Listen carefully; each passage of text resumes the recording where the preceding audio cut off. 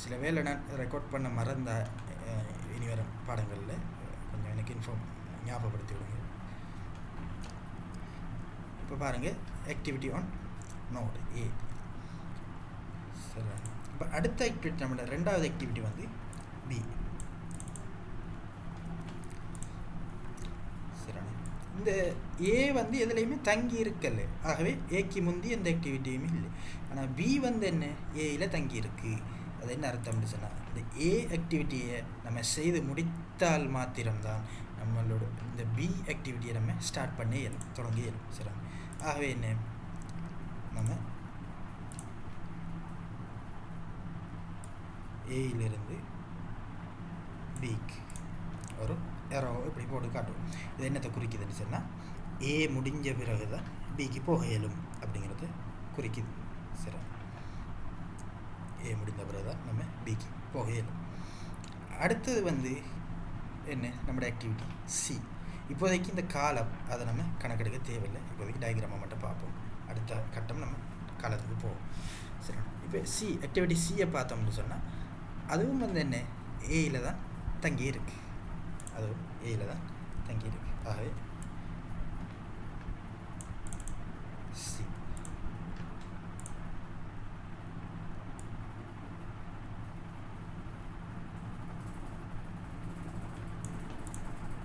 Okay, அடுத்தது என்ன, activity D. டியும் வந்து ஏயில் தான் தங்கி இருக்கு.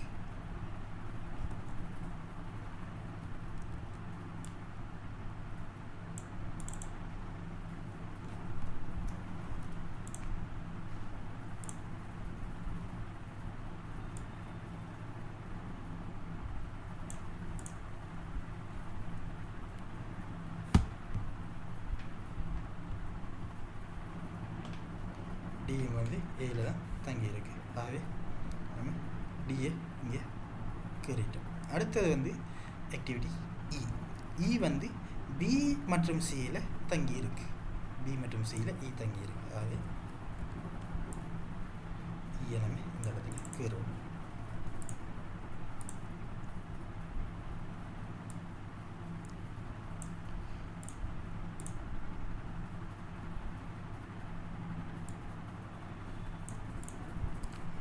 ஓகே, அடுத்தது என்ன, எஃப். எஃப் வந்து சி மற்றும் டியில் தங்கி இருக்கு. எஃப் வந்து சி மற்றும் டியில் தங்கி இருக்கு.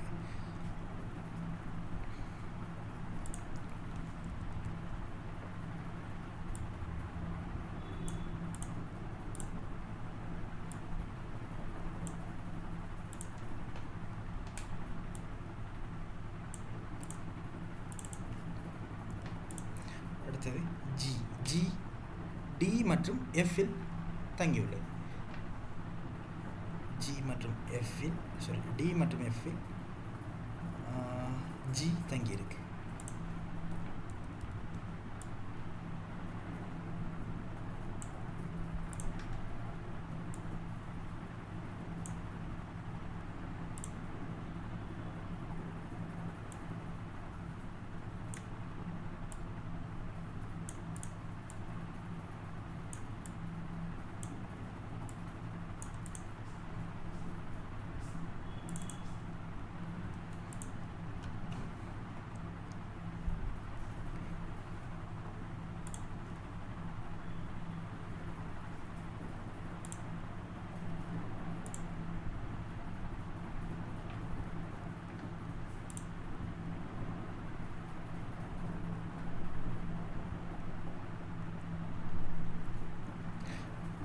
அடுத்தது வந்து ஹெச். ஹெச் ஆனது ஜி மற்றும் இயில் தங்கியுள்ளது.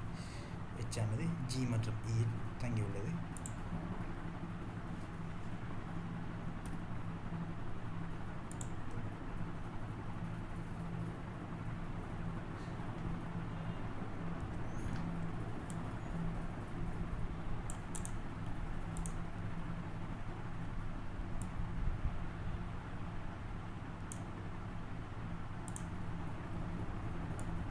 ஜி மற்றும் இயில் ஹெச் ஆனது தங்கியுள்ளது.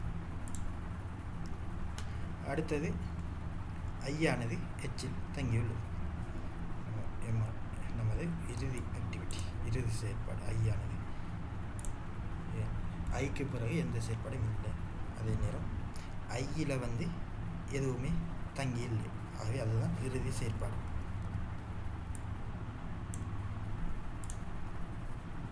அதுதான் நம்முடைய எண்ட் பாயிண்ட், லாஸ்ட் நோடு.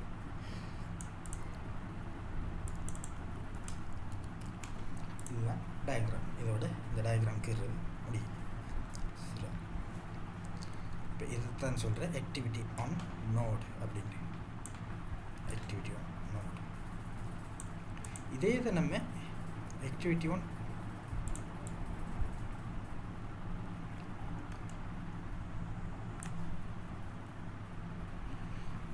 எரோ இந்த முறையிலையும் கீரையில் இந்த முறையை நம்ம இந்த முறையில் கீறாம விடுறது நம்மளுக்கு நெல்லும். ஏன்னா அது கொஞ்சம் கன்ஃபியூஷனாக இருக்கும். இருந்தும் நான் ஒரு தடவை இந்த கேள்விக்கு மட்டும் உங்களுக்கு இதை காட்டி விடுறேன். நீங்கள் ஒரு வேளை உங்களுக்கு இது ஈஸியாக இருந்தால் நீங்கள் இதை ஃபாலோ பண்ண இயலும். சரி, இப்போ இங்கே என்ன செய்வோம்னு சொன்னால் இந்த நோடுக்கெல்லாம் வந்து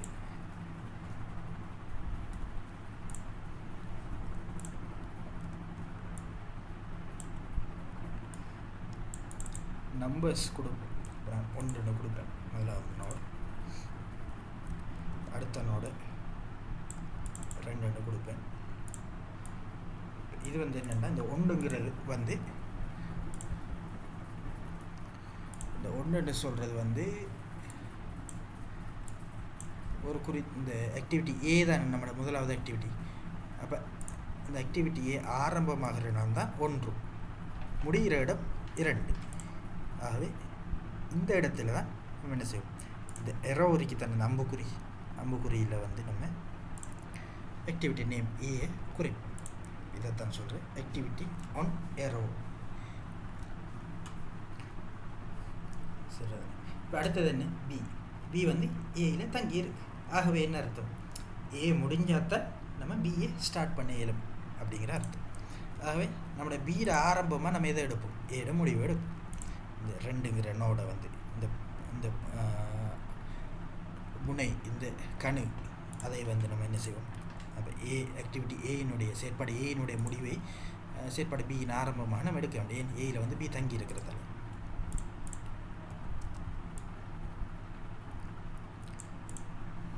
இதை நீங்கள் பென்சிலை யூஸ் பண்ணி தான் எப்போவுமே கீரை ட்ரை பண்ணணும்.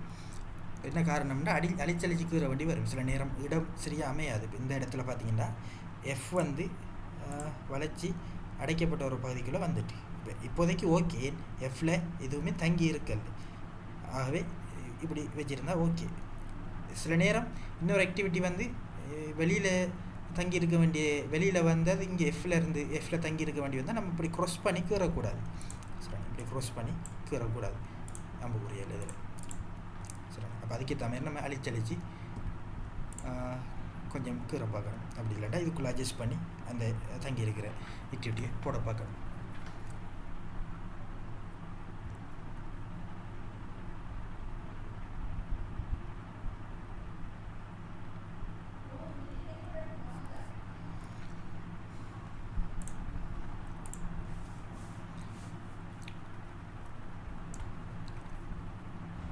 ஓகே, நம்ம இதுக்கு ஒரு ஆக்டிவிட்டி ஒன் எரோ. இப்போ இதில் வந்து அடுத்த ஆக்டிவிட்டி நம்மளோட பி வந்து ஏயில் தங்கி இருக்கு. பி வந்து ஏயில் தங்கி இருக்கு. ஆகவே இப்போ ஏயினுடைய முடிவு தான் பியினுடைய ஆரம்பம்.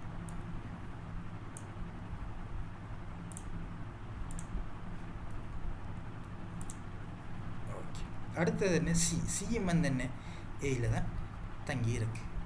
ஆகவே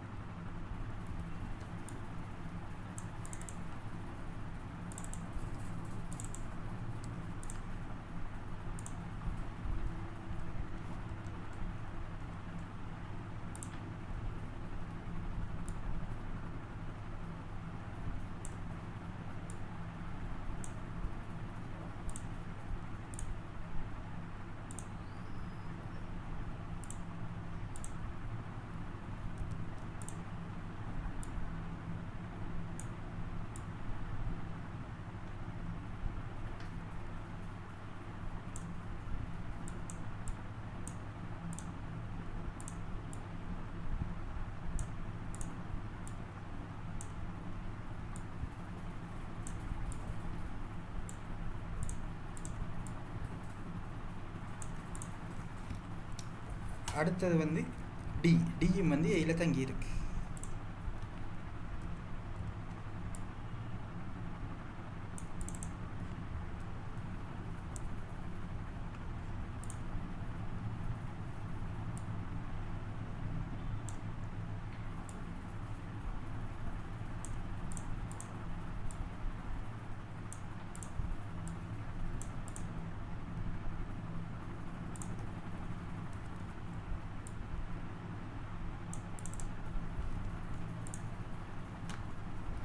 அடுத்தது இ, இ ஆனது பி மற்றும் சியில் தங்கியிருக்கு. பி மற்றும் சியில் இ தங்கியிருக்கு.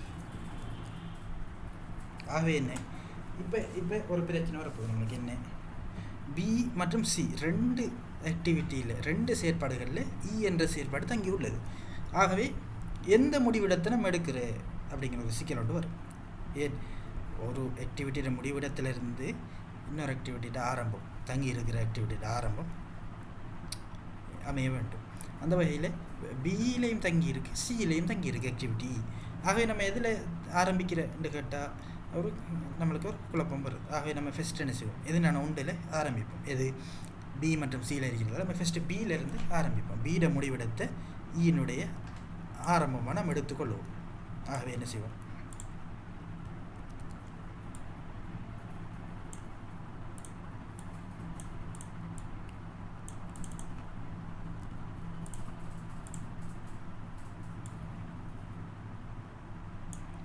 ஓகே,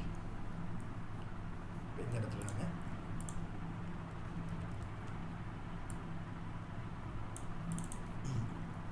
இப்போ என்ன, நம்மளுக்கு ரெண்டு கண்டிஷன் இருக்குங்க. பியிலையும் தங்கி இருக்கணும், இ ஆனது சியிலையும் தங்கியிருக்க வேண்டும். ஆனால் இப்போதைக்கு என்ன, பியில் மட்டும்தான் தங்கியிருக்கு. அப்போ ஒரு பாட் தான் நம்ம சரியாக முடிச்சிருக்கோம். இன்னொரு பாட் இருக்கு என்ன, சியிலையும் தங்கியிருக்கணும். ஆகவே என்ன செய்யணும்னு சொன்னால், இந்த இடத்துல கொண்டு வந்து இதை ஜாயின் பண்ணுறேன். சீட முடிவிடத்தை இங்கே கொண்டு வந்து ஜாயின் பண்ணுறோம். ஆகவே இப்போ என்ன, அதே நேரம் இது வந்து என்ன, இந்த முடிவைத்தான் நம்ம இங்கே எக்ஸ்டெண்ட் பண்ணுறோம். இந்த சீனுடைய முடிவைத்தான் எக்ஸ்டெண்ட் பண்ணுகிறோம். ஆகவே என்ன செய்யணும், இதை வந்து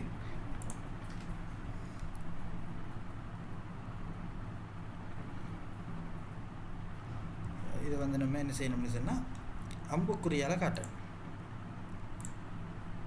அம்புக்குறி முறிந்த அம்புக்குறியால் காட்டணும். இதை சொல்கிறேன் டம்மி ஆக்டிவிட்டின்னு சொல்கிறேன். இந்த சி தான் இதுவும், இதே சி தான் இதுவும். சீட டியூரேஷன் இது வரைக்கும் தான். ஆனால் இந்த பாயிண்ட்டை வந்து இது வரைக்கும் நம்ம எக்ஸ்டெண்ட் பண்ணுறோம். இதே இது தான் இங்கே வரைக்கும் வருது அப்படின்ட்டு சரி. உதாரணமாக இந்த சிக்கு வந்து இந்த இடத்துல இந்த சீட டியூரேஷன் வந்து 7 சரிண்ணா. அந்த 7 தான் இங்கே வரைக்கும் வரப்போகுது. ஆகவே இது வந்து 0 வரைக்கும் சரிண்ணா. நம்ம எப்படியும் இந்த மெத்தடில் கீற மாட்டோம், தவிர்த்து கொள்றேன்னு இல்லை என்னை பொறுத்தவரையில். ஏன்னா இது வந்து ஈஸியாக இருக்கும். இதில் டம்மி ஆக்டிவிட்டிங்கிற அந்த இதெல்லாம் இல்லை. இப்படி முறிந்த அம்புக்குறியெல்லாம் இங்கே வராது. ஆகவே இதில் கீற ட்ரை பண்ணுறது நல்ல இருந்தால் நம்ம இதை முழுசாக இந்த ஆக்டிவிட்டி ஒன்று இந்த கல்வியை கம்ப்ளீட் பண்ணுவோம். அடுத்தது ஈக்கு அடுத்தது என்ன, எஃப் வந்து சி மற்றும் டியில் தங்கியிருக்கு. இப்போவும் என்ன, அதே இது என்ன, எஃப் வந்து ஒன்றுக்கு மேற்பட்டத்தில் தங்கியிருக்கு. அப்போ ஃபஸ்ட்டு இது நான் ஒன்று எடுப்போம், ஆக்டிவிட்டி சியை ஃபஸ்ட் எடுப்போம். அப்போ எஃப் வந்து சியில் தங்கியிருக்குன்னு எடுத்தோம்னு சொன்னால்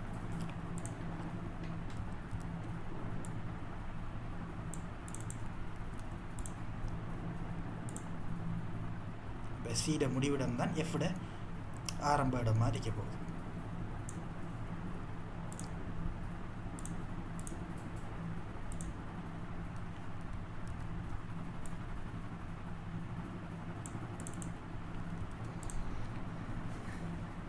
அடுத்தது வந்து எஃப் வந்து டியிலையும் தங்கியிருக்கு. ஆகவே என்ன, இங்கே செய்த மாதிரி இந்த டியினுடைய முடிவை வந்து இது வரைக்கும் நம்ம நீட்டுவோம், எக்ஸ்டெண்ட் பண்ணுவோம். ஆகவே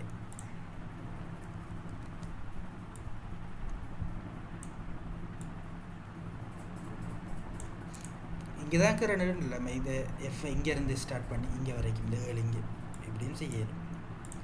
இது நான் உண்டு இல்லை நம்ம அப்போ அந்த அம்புக்குறி மாறி வரணும், அப்படி செய்தோம்ல. அப்படி செய்தாலும் ஓகே, அது நம்முடைய விருப்பம்.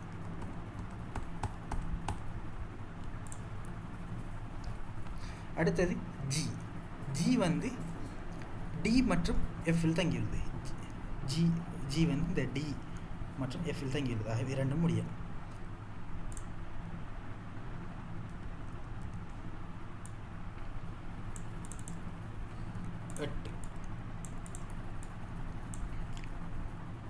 அப்போ டி மற்றும் எஃப்இல் ஜி தங்கி இருக்கிறதால இதை நான் ஒரு முடிவை ஃபஸ்ட் எடுப்பேன். நான் இந்த முடிவை எடுக்கிறேன். எடுத்தேன்னு சொன்னால்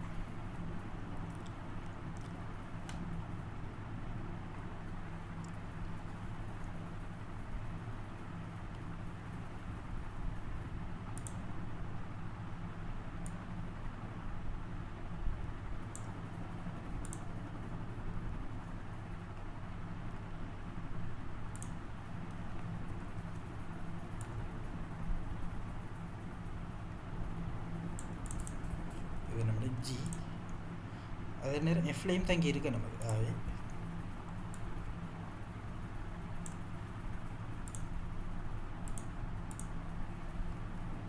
சரி, இப்போ அடுத்தது வந்து ஹெச் வந்து ஜி மற்றும் இயில் தங்கி இருக்கு. ஜி மற்றும் இயில் தங்கி இருக்கு. ஹெச் ஜி இந்த அறிக்கை, இ இந்த அறிக்கை, இது ரெண்டுலேயும் ஹெச் தங்கி இருக்கு.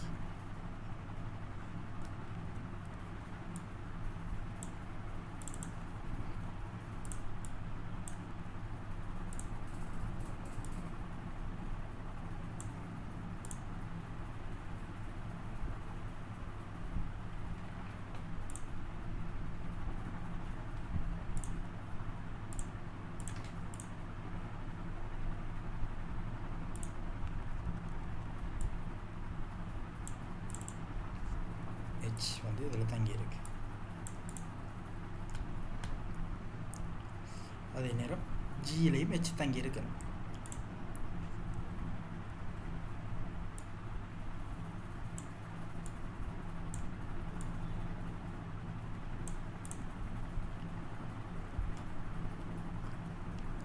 இறுதியாக ஐ வந்து ஹெச்சில் தங்கி இருக்கு.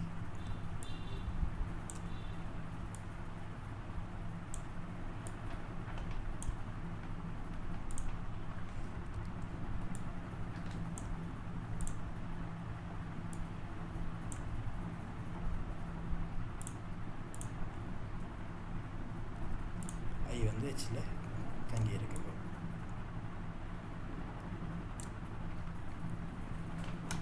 இதுதான் இதுக்குரிய டயக்ராம். உங்களுக்கு எது ஈஸியாக இருக்கு நீங்கள் பார்த்த வரையில்? இந்த இடத்துல பெரிய கன்ஃபியூஷன்ஸ் ஒன்றும் இல்லை.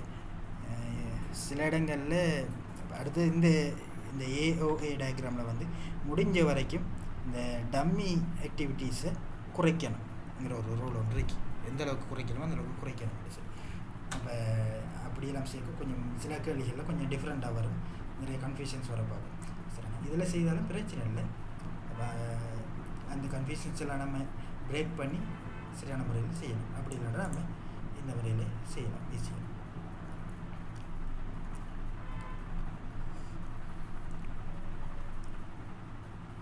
இதுதான் இது அல்லது இது இந்த ரெண்டில் ஒன்று தான் முதலாவது செயற்பாட்டு வலையமைப்பை அமைக்குங்கிற இந்த கேள்விக்கான ஆன்சர். அடுத்த ரெண்டாவது கேள்வியை பார்த்தோம்னு சொல்லி இதில் ஏதாவது கன்ஃபியூஷன்ஸ் இல்லை டவுட்ஸ் இருந்தால் கேளுங்க. வாட்ஸ்அப்பில் போடுங்க, இல்லாட்டி இந்த சட்டில் போடுங்க, அல்லது மைக் ஆன் பண்ணி பேசுங்க, பிரச்சனை இல்லை. Any doubts?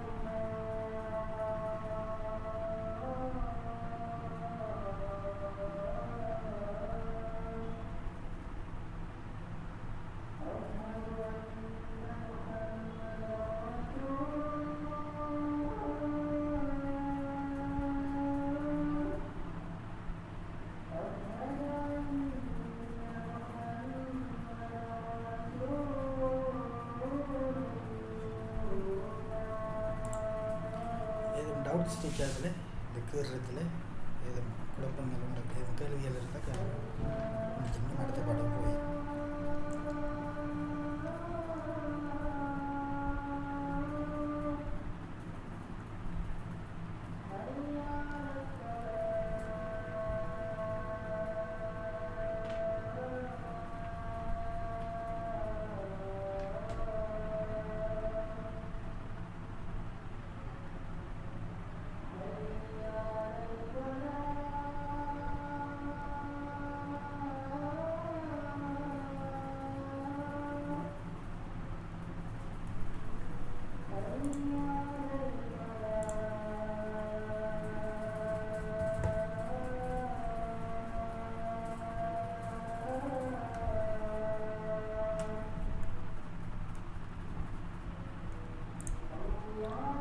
சொல்லுங்கள்.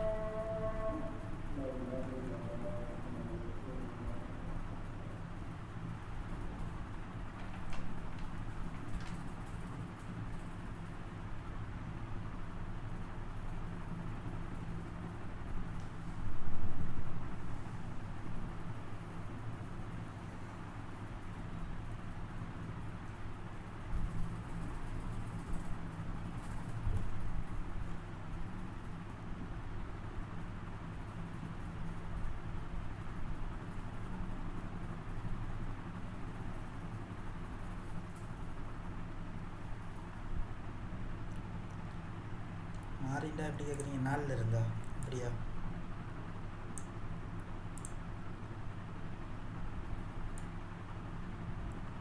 எப்படி கேட்குறீங்களா?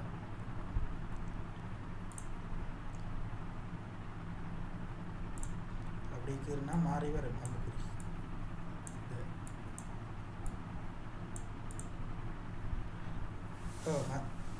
அப்படின்னு செய்யலாம், பிரச்சனை. நம்ம 2 ஆக்டிவிட்டியில் தங்கி இருக்க மாதிரி இருந்தால் இதில் நம்ம ஃபஸ்ட் எடுப்போம். அது நம்ம எதை வேண்டாலும் எடுக்கலாம். இப்போ இந்த இடத்துல வந்து பிசி 2லேயும் தங்கி இருக்கு. ஆக நான் எப்படி எடுத்தேன்? ஃபஸ்ட்டு பிஏ நான் கன்சிடர் பண்ணிடுறேன். நம்ம அதுக்கு மேலே சிஏயும் கன்சிடர் பண்ணிடலாம். அப்படின்னா இந்த பிஏ இங்கே வரையும் நம்ம நீட்ட வேண்டி எக்ஸ்டெண்ட் பண்ண வேண்டி வரும். ஓகே,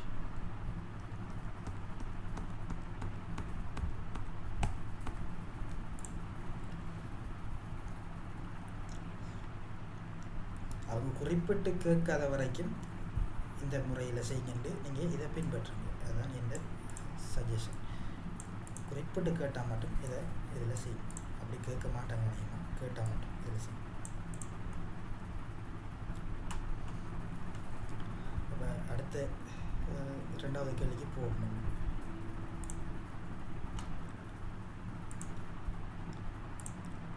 நீங்கள் மட்டும்தான் இருக்கிறீங்க போல இருக்கு. மற்றவர் எங்கள் தம்பி ஒரு ஆள் இருந்தார், அவர் லெஃப்ட் ஆகிட்டார், ரைட் ஆகி ஜாயின் பண்ணுறார். ஓகே, அப்போ நம்ம இதை பார்ப்போம். 2வது என்ன? ஒவ்வொரு செயற்பாட்டுக்கும் முந்திய தொடக்க நேரம், முந்திய முடிப்பு நேரம், பிந்திய தொடக்க நேரம், பிந்திய முடிப்பு நேரம், மிதப்பு ஆகியவற்றை காட்டும் ஒரு செயற்பாட்டு அட்டவணையை தயாரிக்க. சரி, இந்த 4 விஷயம் கிடைக்கும். முந்திய தொடக்க நேரம், முந்திய முடிப்பு நேரம், பிந்திய தொடக்க நேரம், பிந்திய முடிப்பு நேரம் அப்படின்னு. சரி, இப்போ இதுக்கு நான் ஒரு ஷார்ட்டாக சில விஷயங்கள் எழுத போகிறேன் இந்த இடத்துல.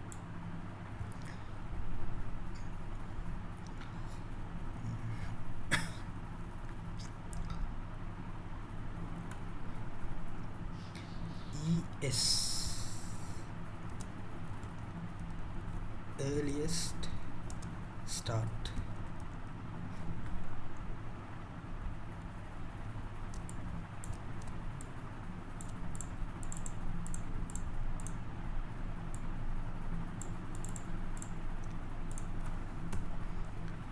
EF,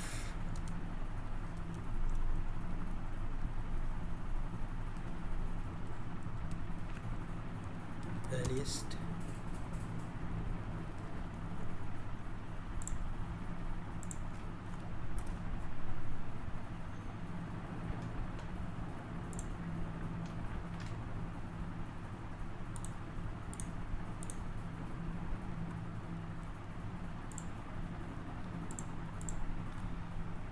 finish.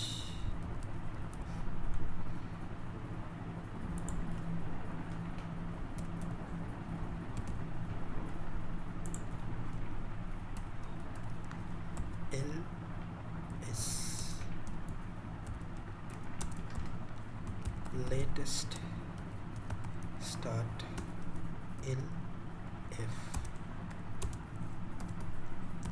latest finish.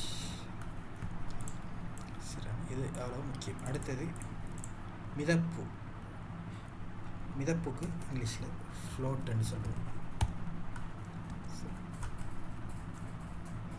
மிதப்பு சமன்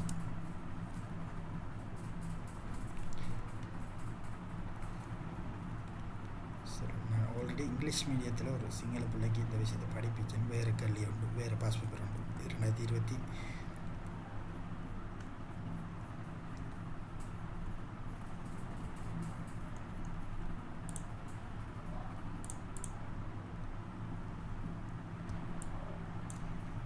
2024 ஆண்டு பேப்பர். இப்போ இது வந்து 2021 ஆண்டு பேப்பர். இது 2024 ஆண்டு பேப்பர் கேள்வி. இதில் வந்து பெரிய இது வந்து கொஞ்சம் கன்ஃபியூஷனாக இருந்துச்சு. Activity 1 arrow diagram. அதோட இது வந்து ஈஸியாக இருந்துச்சு. Activity 1 mode. சரி, இப்போ இந்த வேலையை நம்ம அங்கே செய்ய போகிறோம். சரி, மிதப்பு ஃப்ளோட்டுக்கு 2 சமன்பாடு இருக்கு. ஒன்று latest finish, latest minus earliest finish. இப்போ இங்கே அந்த லேட்டஸ்ட் ஃபினிஷ்ங்கிறது தான் என்ன, பிந்திய முடிப்பு.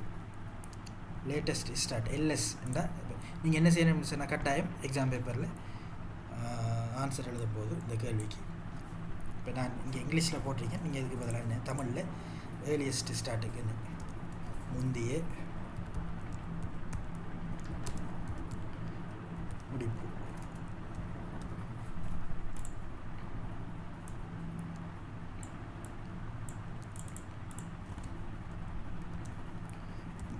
சரி, முந்திய தொடக்கம்.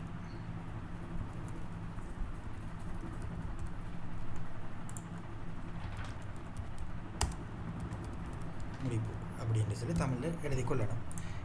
கட்டாயம் எழுதணும். ஏன்னா நம்ம இதை தான் யூஸ் பண்ண போகிறோம் கீழுக்கு. அது மாதிரி லேட்டஸ்ட் ஸ்டார்ட்டுக்கு பிந்திய தொடக்கம், பிந்திய முடிப்பு சொல்லி எழுதி கொண்டீங்கன்னா சரி.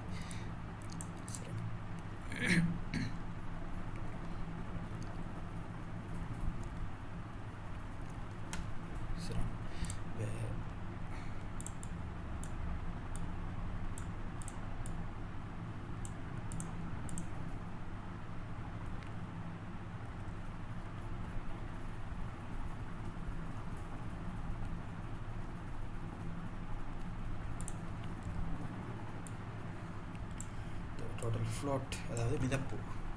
மிதப்புக்கு வந்து சமன்பாடு லேட்டஸ்ட் ஃபினிஷ்லேருந்து ஏர்லியஸ்ட் ஃபினிஷ் கழிக்கணும், அல்லது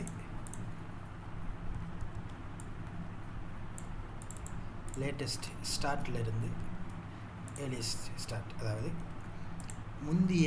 பிந்திய முடிப்புலேருந்து முந்திய முடிப்பு நேரத்தை கழிக்கணும், அல்லது பிந்திய ஆரம்பத்திலேருந்து முந்திய ஆரம்பத்தை கழிக்கணும். சரி, இப்போ நம்ம என்ன செய்ய போகிறோம்னு சொன்னால், இப்போ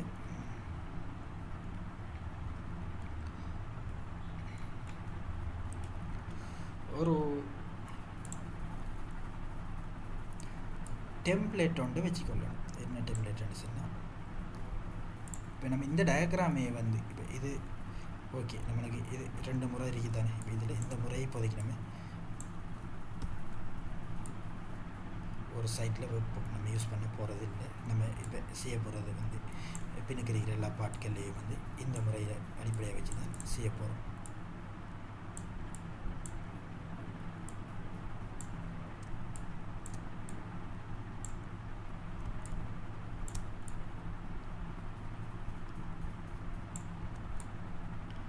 அந்த வகையில் இப்போ இதே டயக்ராம் இப்போ 2வது கேள்வி, இப்போ இந்த 2வது கேள்வியை செய்கிறதுக்கு 2 நம்ம ஒரு டேபிளையும் போட இயலும். ஒரு டேபிள் முறை ஒன்றும் இருக்குது, அட்டவணை முறை ஒன்று. அது சில நேரம் நம்மளை கன்ஃபியூஸ் பண்ண வாய்ப்பு இருக்குது, கால்குலேட் பண்ணக்கூட. வேணும்னா அதை ப்ரோ அந்த டேபிள் முறையும் சொல்லித்தரேன். இப்போதைக்கு கொஞ்சம் ஈஸியான முறையை நான் சொல்லித்தரேன். சரிண்ணா, இப்போ இதில் வந்து என்ன செய்ய போகிறோம்னு சொன்னால்,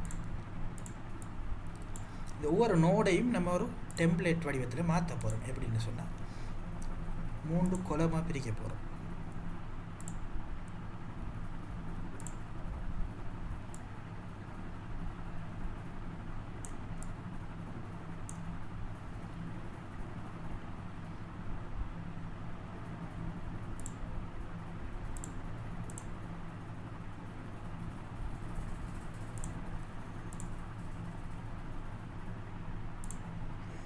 கொலமாக பிரிக்க போகிறோம். அது மாதிரி 2 ரோவாக பிரிக்க போகிறோம்.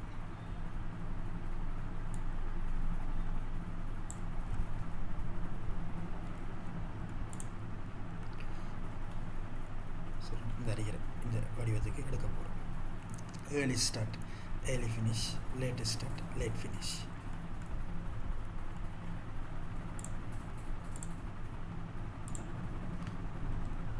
நான் இந்த இடத்துல இப்படி போடுறது இருந்தானே, அதுக்காக தான் நான் இங்கே அதை குறிச்சி காட்ட சொன்னேன். Early start,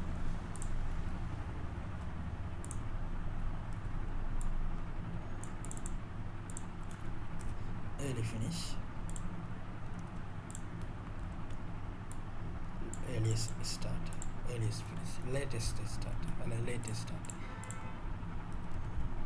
late finish. முந்திய ஆரம்ப நேரம், முந்திய முடிப்பு நேரம், பிந்திய ஆரம்ப நேரம், பிந்திய முடிப்பு நேரம். இந்த இடத்துல ஆக்டிவிட்டி நேமை இங்கே போடுவோம். ஆக்டிவிட்டி நேமை இந்த இதில் போடுவோம். இந்த இடத்துல வந்து டியூரேஷன், அந்த காலம், ஒவ்வொரு ஆக்டிவிட்டிக்கு முடிய காலம்.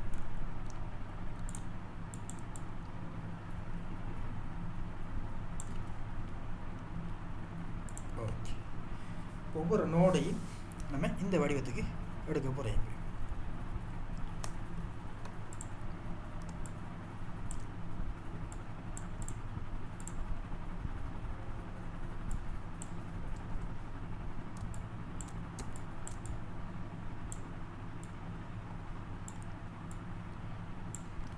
இந்த டெம்ப்ளேட்டை நம்ம ஒரு ஓரத்தில் கீறி வைக்கணும் கட்டாயம்.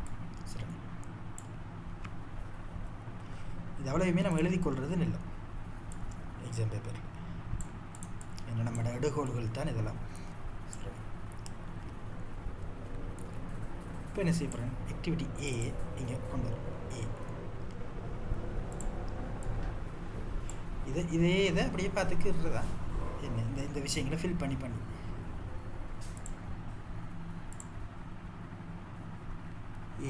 ஏ வந்து டியூரேஷன் 3.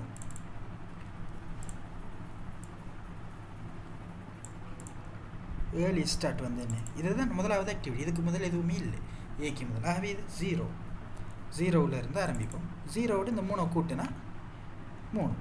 இதுதான் ஏர்லி ஸ்டார்ட், ஏர்லி ஃபினிஷ். சரி, இப்போதைக்கு நம்ம என்ன எல்லாத்துக்கும் இந்த மேல் ரோ மட்டும், அதாவது முதலாவது நிறை, அதாவது ஏர்லி ஸ்டார்ட் ஏர்லி ஃபினிஷை மட்டும் கால்குலேட் பண்ணுவோம். இந்த இறுதி ஆக்டிவிட்டி ஐ வரைக்கும் கால்குலேட் பண்ணி வருவோம். அதுக்கப்புறம் ஐயிலேருந்து ரிவர்ஸில் வருவோம். சரி, இதை சொல்கிறேன். இந்த பாட்டில் போக போகிறேன். இப்போ லெஃப்ட் டு ரைட்டில் போக போகிறோம். இதை சொல்கிறேன் ஃபார்வர்ட் பாஸ்ன்னு சொல்கிறேன். ஃபார்வர்ட் பாஸ்ன்னு சொல்லுவோம்.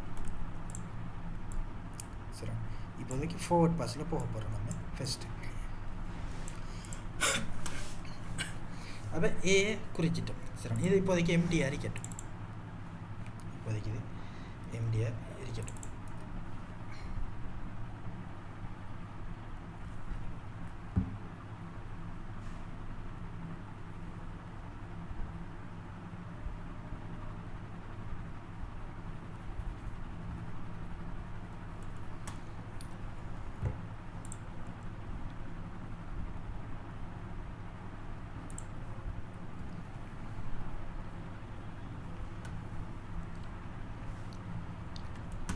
இப்போதைக்கு எம்டியாக இருக்கட்டும். இது வந்து இப்போ இதை காப்பி பண்ணுறோம். ஆக்டிவிட்டி, அடுத்த ஆக்டிவிட்டி என்ன, இதில் தங்கி இருக்கிற ஆக்டிவிட்டி பிஏ கீறு. சரி, இப்போ இதே வடிவத்துக்கு நம்ம அதை கீறி வர்றது இல்லை. அதுக்கேற்ற மாதிரி பேப்பரில், ஆன்சர் பேப்பரில் நம்ம இடங்களை எடுத்துக்கொள்ளணும்.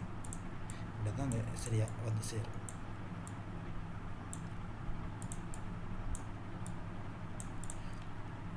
சரி, இப்போ இது அடுத்தது என்ன, பி வந்து என்ன ஏயில் தங்கி இருக்கு.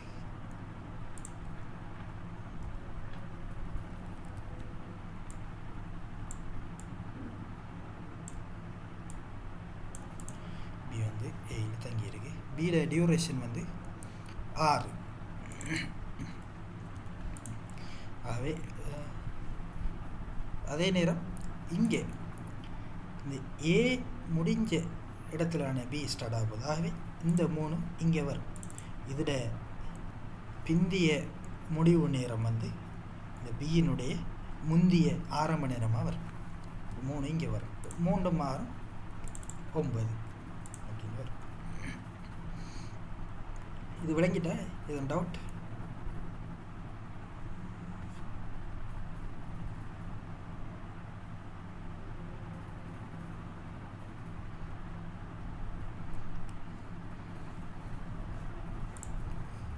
Okay okay.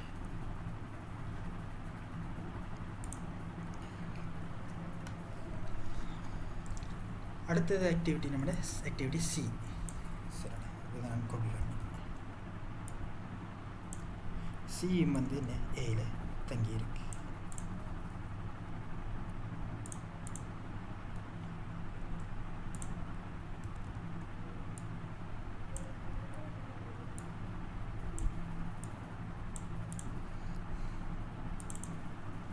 சரி, இதே இந்த 3 இங்கே வரும். இந்த சீடோடைய டியூரேஷன் 7. 3 மேலும் இங்கே 12 வரும். அடுத்தது டி.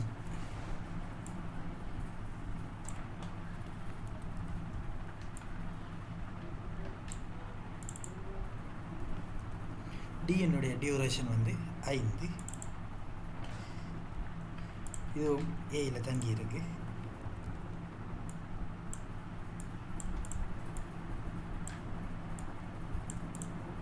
அதே நேரம் இந்த 3 தான் இங்கே வரப்போகுது. 3 5 8. ஓகே. அடுத்த ஆக்டிவிட்டி இ.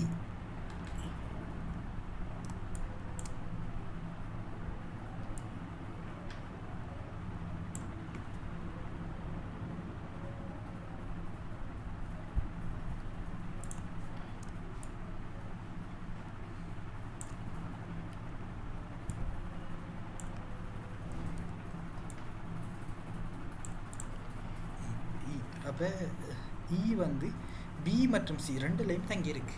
இ வந்து பி மற்றும் சி ரெண்டுலேயும் தங்கி இருக்கு. சரி, இந்த அம்புக்குறியெல்லாம் அப்படியே வரப்போகுது. அதில் எந்த மாற்றமும் இல்லை.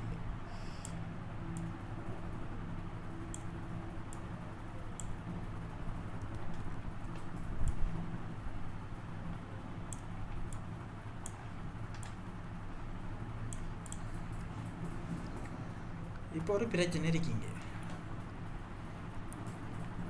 எதோட முடிவு நேரத்தை எதோட ஆரம்ப நேரமாக இருக்குதுங்கிற ஒரு கன்ஃபியூஷன் வந்து வரும் நம்மளுக்கு. அதுக்கு நம்ம என்ன செய்யணும்னா, எது பெரிய இலக்கமோ என்னோ எது கூடுனதோ அதை தான் எடுக்கணும். இப்போ 9 10 ரெண்டுலேயுமே இது ரெண்டுலேயுமே தங்கியிருக்கு. இந்த டி வந்து இ வந்து இதனுடைய டியூரேஷன் 13. இ வந்து என்ன பிசி ஆகிய இரண்டுலேயுமே தங்கியிருக்கு. ஆகவே தங்கி இருக்கிறத இதைத்தான் நம்ம இங்கே போடணும் முடிவு நேரத்தை. அப்போ எந்த முடிவு நேரத்தை எடுக்கிறேன்டா எது கூடயோ அதை தான் எடுக்கணும். 10 தானே பெருசு. ஆகவே 10 தான் இங்கே கொண்டு வரணும். இப்போ 10 13 23ன்னு சொல்லி இங்கே வரும். ஓகே. 10 13 23. அடுத்தது எஃப்.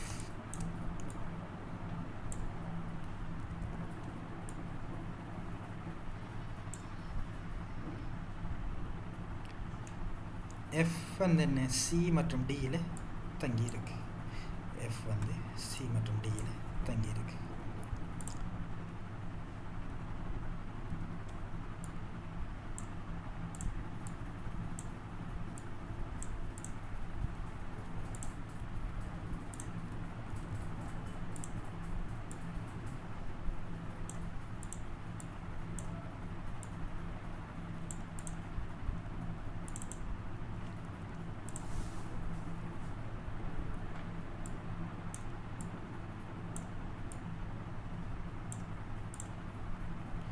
எஃப்னுடைய டியூரேஷன் 8. இங்கேயும் அதே இஷ்யூ, பெருசைத்தான் நம்ம எடுக்கணும். 2 முடிவு நேரத்துலேயும் 10 எடுப்போம். 10 எடுத்தால் 10 மட்டும் 18 இங்கே வரும். சரி, அடுத்தது வந்து ஜி.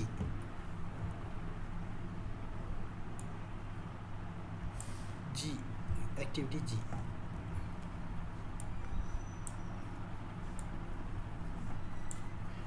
ஜி வந்து எஃப் மற்றும் டியில் தங்கியிருக்கு. எஃப் மற்றும் டியில் தங்கியிருக்கு.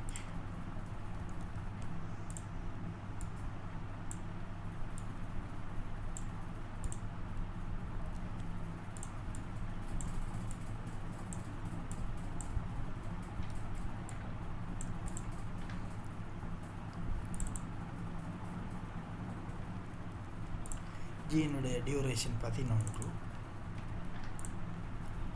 அதே நேரம் இது ரெண்டுலேயும் முடிவிடம் எது பெருசு? முடிவு நேரம் 18 தான் பெருசு. ஆகவே 18 இங்கே போடுவோம். 18 பார்த்தீங்க 28, 21, 29.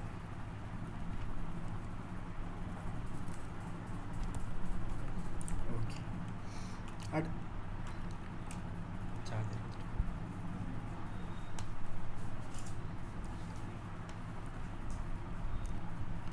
அடுத்தது வந்து ஆக்டிவிட்டி ஹெச். ஹெச் வந்து ஜி மற்றும் இயில் தங்கியிருக்கு. ஹெச்சினுடைய டியூரேஷன் 6.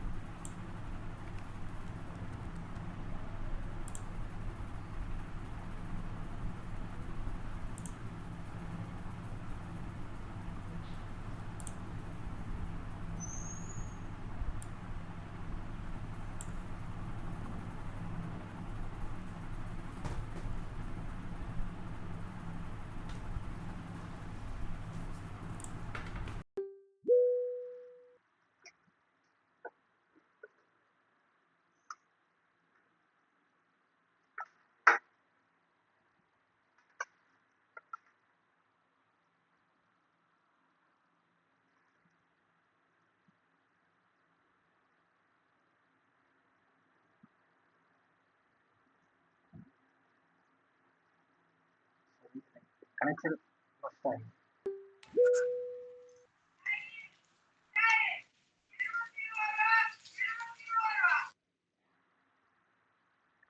விளங்குதா நான் பேசுகிறேன்?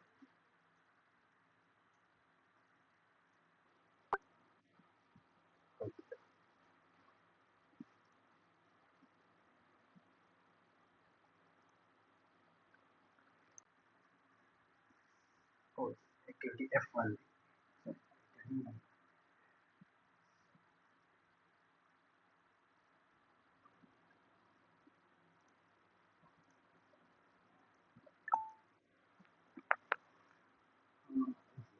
எக்ஸ் வந்து ஜி மற்றும் இதில் தங்கியிருக்கு.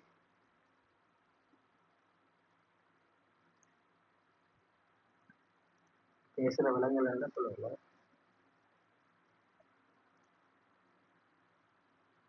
ஓகே, இப்போ வந்து ஆக்டிவிட்டி எக்ஸ், ஜி மற்றும் டி தங்கியிருக்கு.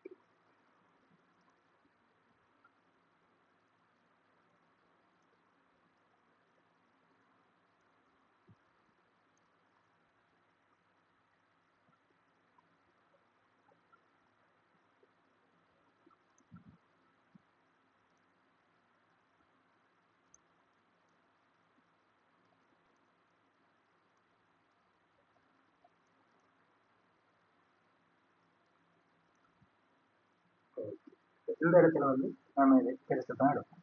இதில் இது 2 பேர் தங்கியிருக்கு. அது ஹெச்சினுடைய டியூரேஷன் 6.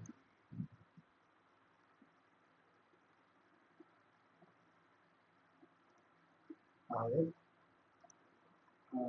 23, 29, 29 ஜியினுடைய முடிவுகள் இருக்கிறது தான் நம்ம ஹெச்சினுடைய ஆரம்ப நிலை மதிப்பு. 29, 6, 35. அடுத்த இறுதியாக ஆக்டிவிட்டி ஐ, செயற்பாடு ஐ.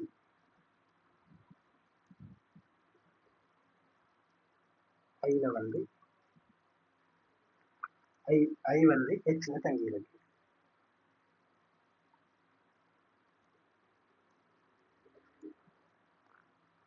ஐ வந்து ஹெச்ல தங்கி இருக்கு.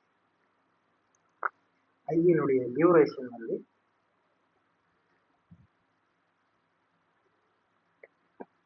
2.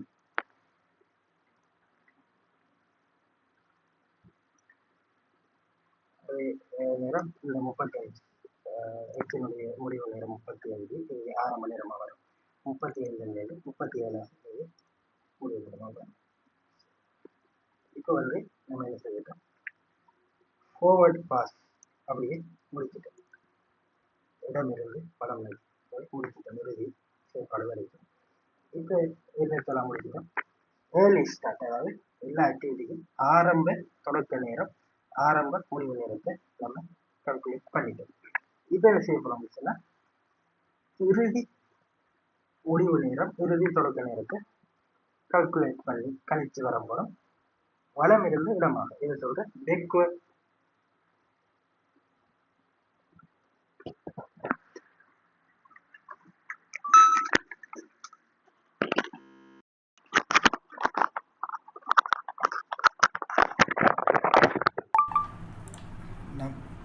நான் பேசுகிற விளங்குதா? ஓகே, விளங்குது.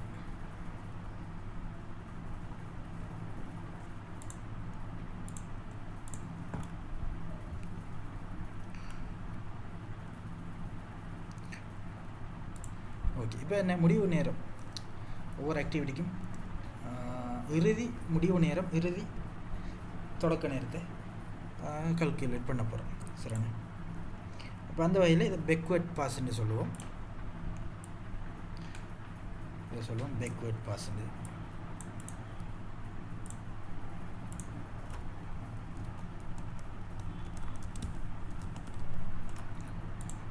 பின்னிருந்து முன்னோக்கி போகிறோம், அல்லது வளமிருந்து இடம் நோக்கி போகிறோம். இறுதி ஆக்டிவிட்டி, இறுதி செயற்பாட்டில் இருந்தால் இதை கால்குலேட் பண்ணி போகும். சரிண்ணே. இப்போ இந்த என்ன இறுதியாக எங்கே முடிஞ்சிருக்கு, 37 முடிஞ்சிருக்கு. அதே 37 தான் இந்த இறுதி செயற்பாடு ஐக்கு இறுதி முடிவு நேரமாகவும் வரும். இறுதி முடிவு நேரமாகவும் வரும். சரி, இந்த 37 இருந்து என்ன செய்வோம், 2 இதோட டியூரேஷன் 2 கழிப்போம், கழித்து இங்கே போடுவோம். அதான் இறுதி ஆரம்ப நேரமாக வரும், இறுதி தொடக்க நேரமாக வரும். பிந்திய தொடக்க நேரம், சரி, பிந்திய முடிப்பு நேரம், பிந்திய தொடக்க நேரம். Latest finish time, latest starting time. சரி, 37 2 போனால் இங்கே இந்த இடத்துல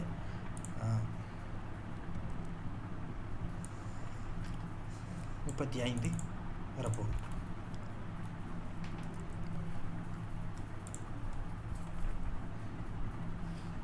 ஓகே, இப்போ இந்த ஐ வந்து ஹெச்சில் தங்கி இருக்குது. இப்போ ரிவர்ஸில் தானே போகிறோம், பின்னோக்கி போகிறோம், பேக்வர்ட் பாஸ். சரி, அப்போ என்ன இப்போதைக்கு இந்த ஹெச் வந்து ஹெச்சிலேருந்து ஐ மட்டும்தான், ஐக்கு மட்டும்தான் அம்புக்குறி போகுது. அதனால் என்ன டைரெக்டாக இந்த நேரத்தையே நம்ம என்ன செய்வோம், இந்த பிந்திய தொடக்க நேரத்தையே நம்ம என்ன செய்வோம், இந்த ஹெச்சுக்கு கொடுப்போம். கொடுத்தோம்னு சொன்னால் 35 இங்கே வரும்.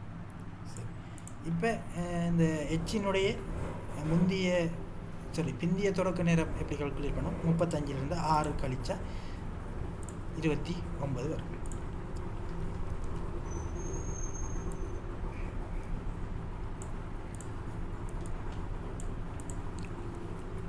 அடுத்தது வந்து இப்போ பார்த்தோம்னு சொன்னால் இந்த ஹெச் வந்து இஜி ஆகிய 2 செயற்பாடுகளில் தங்கி இருக்கு.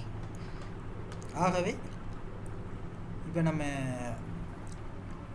இது ரெண்டுக்குமே என்ன செய்வோம், இந்த 29 தான் கொடுக்கணும்.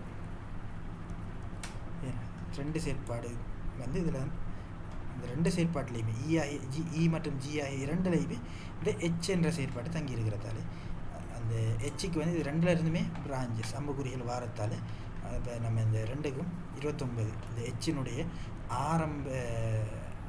பிந்திய ஆரம்ப நேரம், பிந்திய தொடக்க நேரமான 29, பிந்திய முடிவு நேரமாக இது 2க்கும் கொடுப்போம்.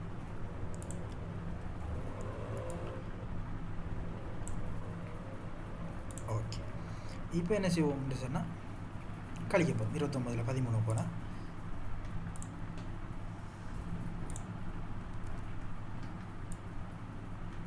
16 வரும் இங்கே. அது மாதிரி இந்த இடத்துல 29ல் 11 போனால் 18 வரும். ஓகே, இப்போ அடுத்தது என்ன? எஃப் வந்து என்ன? எஃப்பில் இருந்து ஜிக்கு அம்புக்குறி போகுது. அதாவது ஜி வந்து எஃப்பில் தங்கியிருக்கு. ஆகவே ஒரே ஒரு ஆக்டிவிட்டி தான் இதில் தங்கியிருக்கு எஃப்பில். ஆகவே அதை டிரெக்டாக இந்த ஜியினுடைய பிந்திய தொடக்க நேரமான 18 எஃப்க்கு பிந்திய முடிவு நேரமாக கொடுப்போம். 18ல் 8 போனால் 10.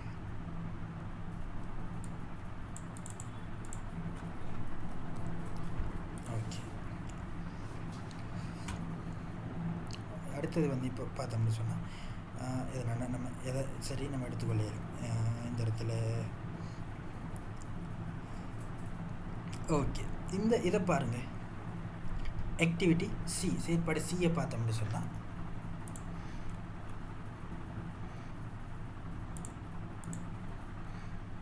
செயற்பாடு சியை பார்த்தோம்னு சொன்னால் நம்ம இந்த செயற்பாடு சியானது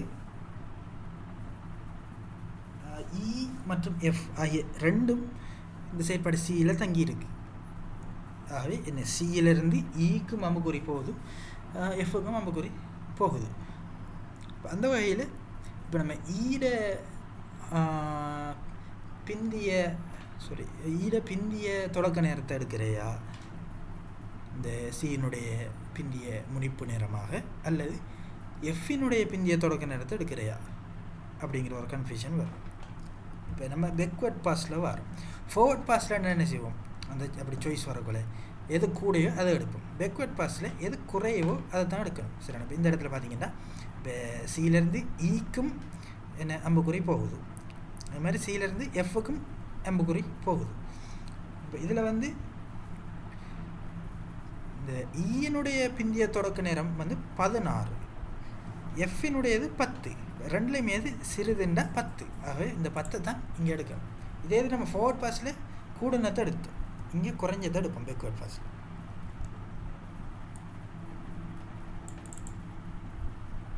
ஓகே, 10லேருந்து 7 போனால் இந்த இடத்துல 3 வரும்.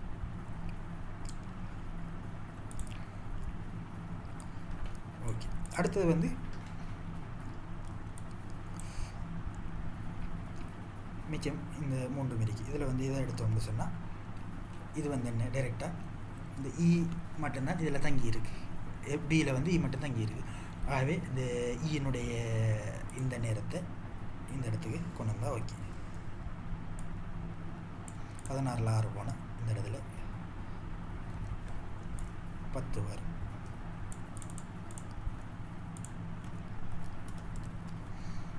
சரிதானே? இப்போ அடுத்தது இதை எடுத்தோம்னு சொன்னால் இதுக்கு வந்து டி எடுத்தோம்னு சொன்னால் செயற்பாடு டி வந்து எஃப்ஜி ஆகிய இரண்டுக்கும் அம்புக்குறி போகுது. ஆகவே இப்போ எதை எடுக்கிற கன்ஃபியூஷன் பார்க்கணும், என்ன செய்வோம், இங்கே 10 இருக்கு, இங்கே 18 இருக்கு, சிறிது எது 18, ஆகவே 18 எடுப்போம். 10 எடுப்போம், சிறிது 10 எடுப்போம். ஓகே, 10ல் 5 போனால் 5 வரும்.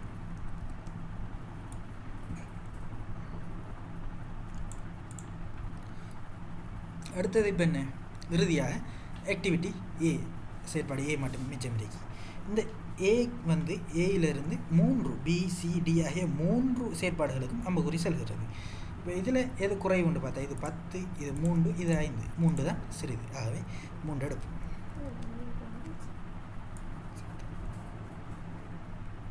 3ல் 3 போனால் 0.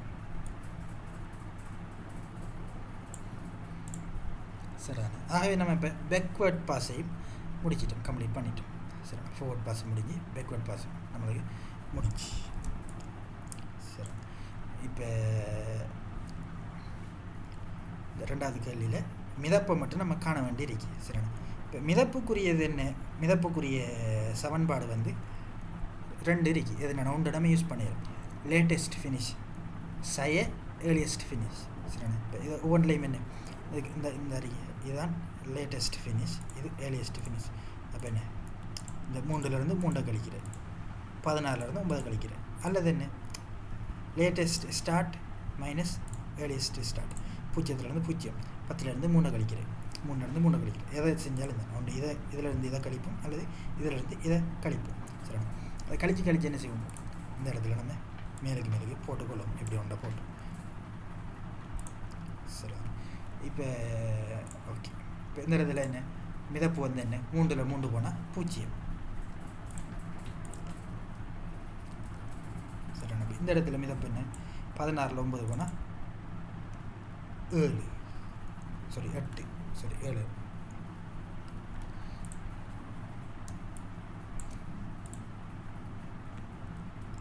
இந்த இடத்துல என்ன மிதப்பு வரப்போகுது 10ல் 10 போனால் 0. அது மாதிரி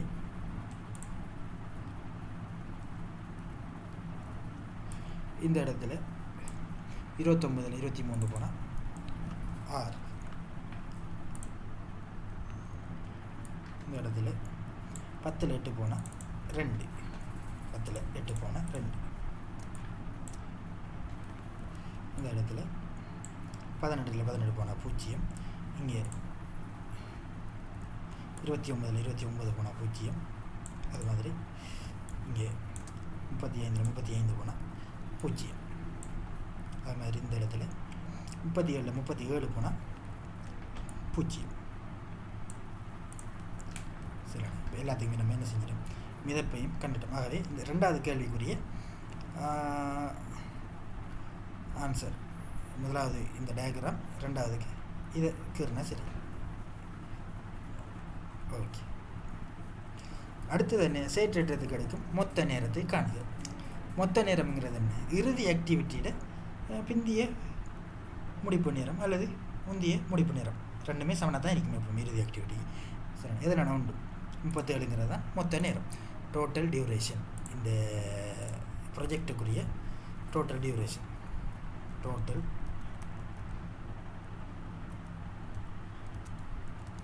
டியூரேஷன் அல்லது டைம் வந்து என்ன 37 அலகு என்ன மாதங்கள், 37 மாதங்கள் மந்த்ஸ்.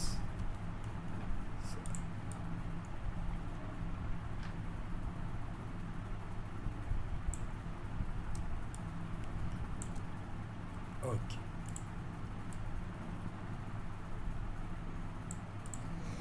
சரி. அடுத்து என்ன, சேற்றட்டத்தின் அவதிப்பாதை என்ன அப்படின்னு சொல்லி கேட்டிருக்கு. சேற்றட்டத்தின் அவதிப்பாதை, சேற்றட்டத்தோட அவதிப்பாதை என்று சொல்கிறது என்னென்னு சொன்னால்,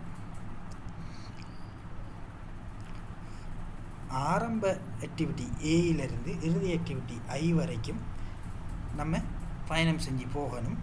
எதுக்குள்ளால் மட்டும் போகணும், மிதப்பு வந்து 0 அரிக்கிறதுக்குள்ளால் மட்டும் போகணும். அப்படியான பாதைகள் என்னென்ன இருக்குன்னு சொல்லி பார்த்தா அதெல்லாம் தான் கிரிட்டிக்கல் பார்ட்ஸ்ன்னு சொல்கிறேன், அவதிப்பாதைகள். சரிண்ணா. அப்போ அந்த வகையில் நான் அதை வேறு கலரால் குறிக்கிறேன். சரிண்ணே. அவதிப்பாதையை ஏ 0 தானே மிதப்பு. ஓகே. அடுத்த ஏயிலேருந்து இதுக்கு போகலாம், இது அவதிப்பாதையில் இங்கே மிதப்பு 7 0 பெருசாக இருக்கு. ஆனால் சிக்கு வரலாம், இதுக்கு வரையலாம். ஆகவே சியும் ஒரு அவதிப்பாதையில் இருக்கு. சரிண்ணா.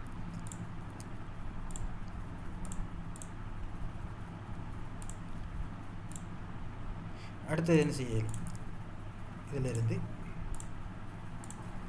சியிலேருந்து எஃப்க்கு தான் வரையலும். ஏன் இங்கே போயிடலாம், இது 6, இது 0, இதுக்கு வரையலும். அப்போ அவதிப்பாதையில் அடுத்தது இங்கேருந்து இதுக்கு வரையலும். ஏன் இந்த ஜியினுடைய மிதப்பும் வந்து என்ன 0ங்கிறதால அதுவும் அவதிப்பாதை. சரி. அடுத்தது வந்து இந்த இதிலிருந்து ஜியிலேருந்து ஹெச்சுக்கு போகும்.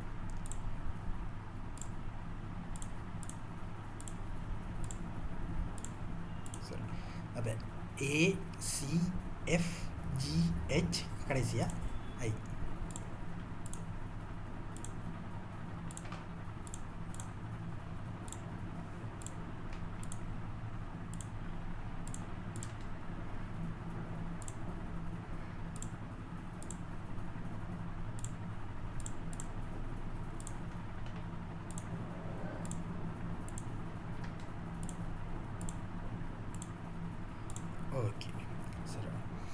இப்போ அவதிப்பாதை அதை இங்கிலீஷில் சொல்கிற கிரிட்டிக்கல் பாத்ன்னு சொல்கிறேன்.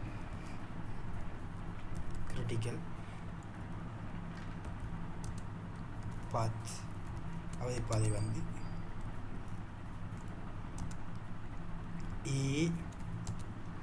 AC இப்படி தான் ஆன்சர் கொடுக்கணும்.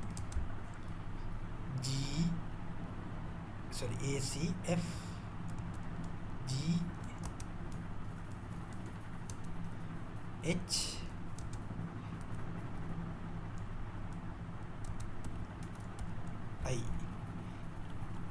இதுதான் அவதிப்பாதை. சரி, அதான் 4வது கேள்விக்கான ஆன்சர். அடுத்தது 5வது கேள்வி, சேற்றிடத்துக்கு கிடைக்கும் மொத்த நேரத்தை நீடிக்காமல் தாமதிக்கப்படத்தக்க செயற்பாடுகள் எவை? சரியான மொத்த நேரத்தை நீடிக்கக்கூடாது.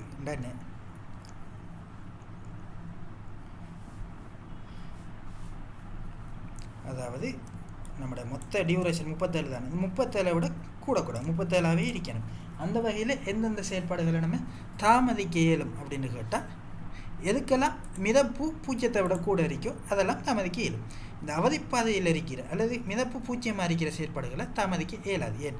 அது தாமதிக்கிறதுக்கு எந்த வழியும் இல்லை. இப்போ மிதப்புன்னு சொல்கிறதே என்ன, எவ்வளோ காலம் தாமதிக்கலாம் இதுங்கிறது என்ன. இதை 3வது மாதத்துலேயும் ஸ்டார்ட் பண்ணலாம் அல்லது 10வது மாதத்துலேயும் ஸ்டார்ட் பண்ணலாம்ங்கிறது தான். அது 3 மாதம் முடிஞ்சும் ஸ்டார்ட் பண்ணலாம், 10 மாதம் முடிஞ்சும் ஸ்டார்ட் பண்ணலாம். இப்போ 3லேருந்து 10 கிட்டத்தட்ட 7 மாதம் வரைக்கும் நம்ம தாமதிச்சும் ஸ்டார்ட் பண்ணலாம்ங்கிறது தான் இதில் கரெக்ட்.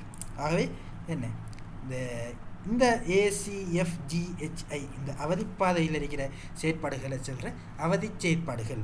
இந்த அவதி செயற்பாடுகள் அல்லாத கிரிட்டிக்கல் ஆக்டிவிட்டீஸ் அல்லாத ஏனே எல்லாமே என்ன, அதாவது மிதப்பு பூஜ்ஜியத்தை விட கூட இருக்கிற எல்லாத்தையுமே வந்து நம்ம என்ன செய்யலும்னு சொன்னால் தாமதித்து ஸ்டார்ட் பண்ண இயலும். அப்படி தாமதித்து ஸ்டார்ட் பண்ணினாலும் டியூரேஷன் கூடாது. சரி, கூட போகிறது அதிகரிக்காது. ஆகவே நம்ம என்ன B, E, D, G, H, I இது அவ்வளவும் வரும்.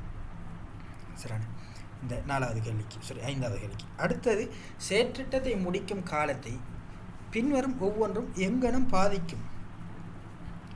சரியான ஆக்டிவிட்டி F ஆனது 2 மாதங்களால் தாமதிக்கப்படும். அப்போ அப்படி தாமதித்தா இந்த 37 விட கூடுமா மொத்த டியூரேஷன் அல்லது குறையுமா? சரி, குறையாது. 37 விட கூடுமா அல்லது 37 இருக்குமான்னு சொல்லி கேட்காங்க. அதான் இதில் கருத்து. ஆக்டிவிட்டி F பார்க்கணும் ஃபஸ்ட்டு. அது வந்து அவதிப்பாதையில் இருக்கா இல்லை அல்லது என்ன, அதோட அந்த மிதப்பு வந்து பூஜ்ஜியமா அல்லது பூஜ்ஜியத்தை கூடையான்னு. இப்போ F பார்த்தோம்னா என்ன, மிதப்பு வந்து பூஜ்ஜியம் அல்லது என்ன, F வந்து அவதிப்பாதையில் இருக்கு அல்லது F வந்து ஒரு அவதி செயற்பாடு.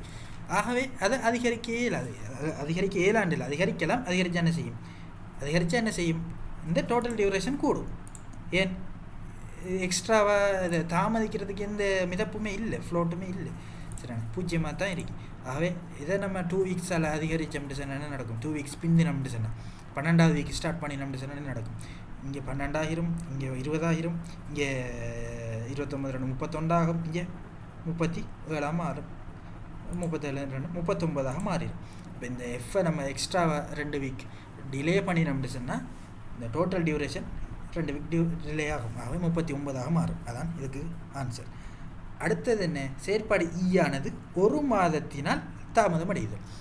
வந்து என்ன, வந்து ஒரு அவதி செயற்பாடு இல்லை.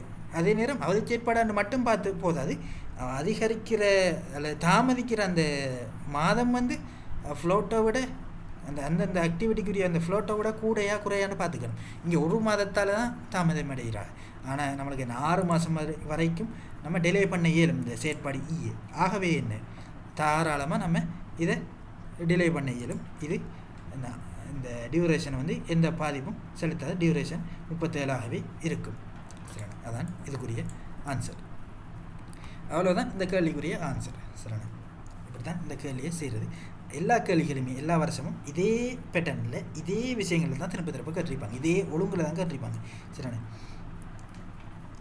இதில் எதுவும் டவுட்ஸ் இருக்கா உங்களுக்கு, எதுவும் கன்ஃபியூஷன்ஸ் இருக்கா?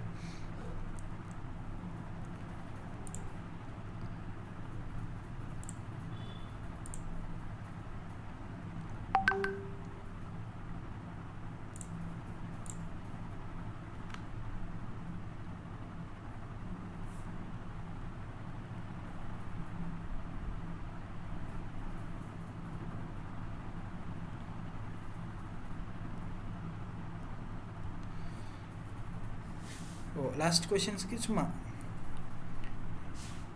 நம்ம என்ன செய்யணும்னு சொன்னால் வசனமாக தான் எழுதுகிறேன். எப்படி எஃப்பை வச்சு எஃப்பை வந்து 2 மாதங்கள் தாமதிக்கிறேன் என்று சொன்னேன். எஃப்பினுடைய மிதப்பானது 0. எஃப் ஆனது அவதிப்பாதையில் உள்ளது. எஃப் ஆனது ஒரு அவதி செயற்பாடு அப்படின்னு சொல்லி போடுறது. நான் போட்டுட்டு ஆகவே எஃப்ஐ நாம் 2 மாதங்களால் தாமதமடைய செய்தால் டோட்டல் டியூரேஷன் அல்லது என்ன மொத்த நேரமானது செயற்றத்தை முடிக்கிற மொத்த காலமானது என்ன 2 மாதங்களால் அதிகரிக்கும். ஆகவே 39 மாதங்களில் தான் இந்த ப்ராஜெக்ட் முடிவடையும் அப்படின்னு ஆன்சர் கொடுக்கணும்.